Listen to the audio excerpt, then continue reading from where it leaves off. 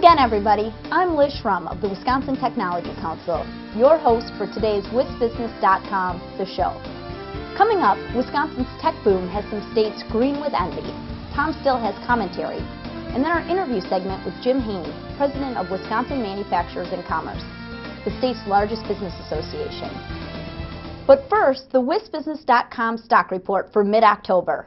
Rising, Kohl's department stores. With unemployment still high, the Menominee Falls-based retailer reports a same-store sales increase of 5.5% in September, and an overall increase of nearly 10% for the month.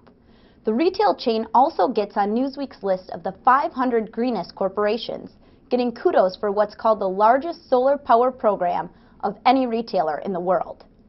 Mixed, the biofuels industry. A new survey shows almost 2/3 of Wisconsin residents support the use and production of biofuels. But that same survey shows less than half think the government should subsidize it.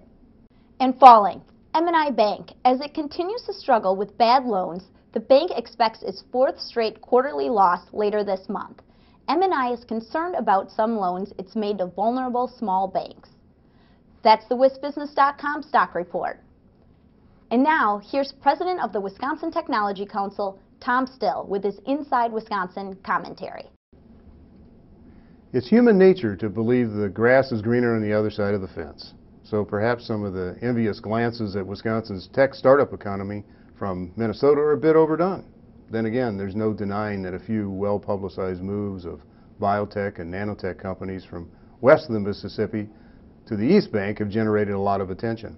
The Minneapolis Star-Tribune recently published a two-part series headlined "A Bio-Border Battle" and "Badger State Tech Boom." The stories call out Wisconsin's emerging technology sector and declared Minnesota an underdog in terms of catching up. One Star-Tribune blog item was even headlined, "Wisconsin Kicks Our Butt." If only the Packers could have done the same to Brett Favre's Vikings. The coverage reflects a growing awareness of Wisconsin's ability to transfer research into startup companies. After years of building a more entrepreneur-friendly economy, Wisconsin is finally moving beyond Rodney Dangerfield status and gaining respect. For example, 3 national-level venture conferences in Madison within a month are exposing some of the state's best young companies to venture capitalists from across the country. There's some irony in Minnesota looking to Wisconsin as a role model.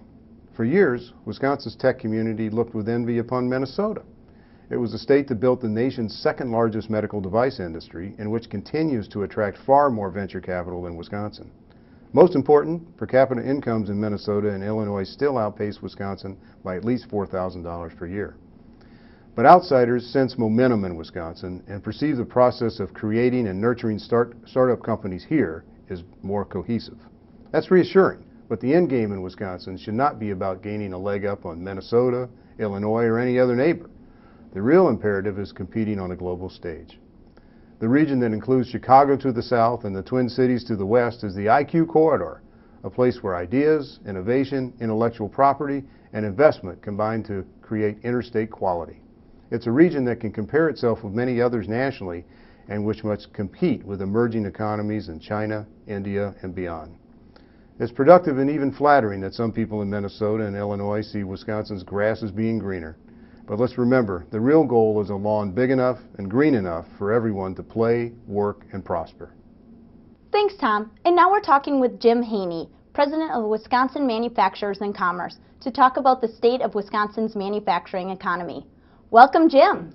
Thank you. Jim, Wisconsin has lost thousands of manufacturing jobs during the recession, but it appears industrial productivity is on the rise. Is it safe to say that we've seen the worst of the Great Recession? I think we all hope that we've seen the worst of it. Anecdotally, I have companies that are expanding here in Wisconsin, even in this recessionary climate.